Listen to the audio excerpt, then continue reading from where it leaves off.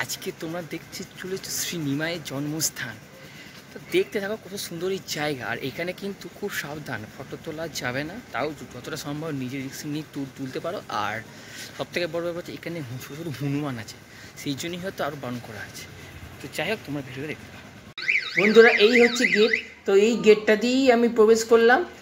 আর তোমরা যারা আসবে অবশ্যই এই গেটটা দিয়ে প্রবেশ করবে। তো প্রবেশ করে ডান দিকেই দেখতে পেলাম একটি সূর্য নারায়ণের মূর্তি।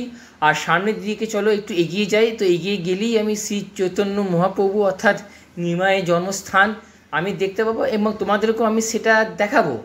আর যেহেতু এই নিম গাছের তলাতে চৈতন্য মহাপ্রভুর জন্ম হয়েছিল, সেই জন্য চৈতন্য মহাপ্রভুর আরেক নাম হচ্ছে নিমাই।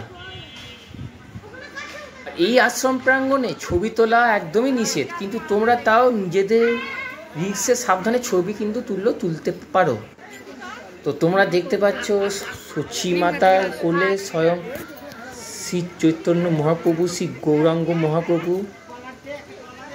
শুয়ে আছেন। ঠিক তার সামনেই একটি পদ্মফুল তোমরা দেখতে পাচ্ছ, এটি অনেক বড় পদ্মফুল। আর তার ঠিক সাইডেই হচ্ছে একটি বিরাট বড় মন্দির। আর সেই মন্দিরে যাব, দেখব যে ওইখানে কারা কারা আছেন। তো এইখানে তোমরা দেখতে পাচ্ছ গৌরাঙ্গ মহাপ্রভু ও শ্রীকৃষ্ণ।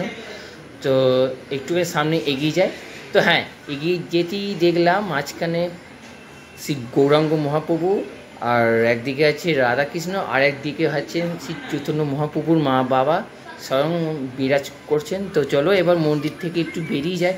তো মন্দির থেকে বেরিয়ে ডান দিকেই লক্ষ্য করতে পারলাম যে প্রিয়াকুঞ্জ অর্থাৎ শ্রী চৈতন্য মহাপ্রভুর শ্রী বিষ্ণুপ্রিয়ার বাগান।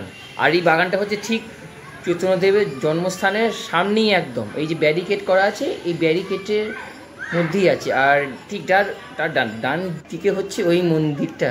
তো এখানে তোমরা দেখতে পাচ্ছ শ্রী বিষ্ণুপ্রিয়া, আর বিষ্ণুপ্রিয়ার এই পিছনে হচ্ছেন গোমাতা। তো খুব সুন্দর একটি বাগান, যা দেখলে মন মুগ্ধ হয়ে যায়। বারণ আছে, ফটো তোলা বারণ আছে, তাও তোমরা সাবধানে তুলতে পারো। আর আমি যতটা পারলাম সাবধানে তুলে তোমাদেরকে দেখালাম। তো তোমাদের যদি ভিডিওটা ভালো লেগে থাকে অবশ্যই লাইক, কমেন্ট, চ্যানেল সাবস্ক্রাইব করে দাও। আর তোমার সঙ্গে দেখা যাও ঠিক পরবর্তী ভিডিওতে।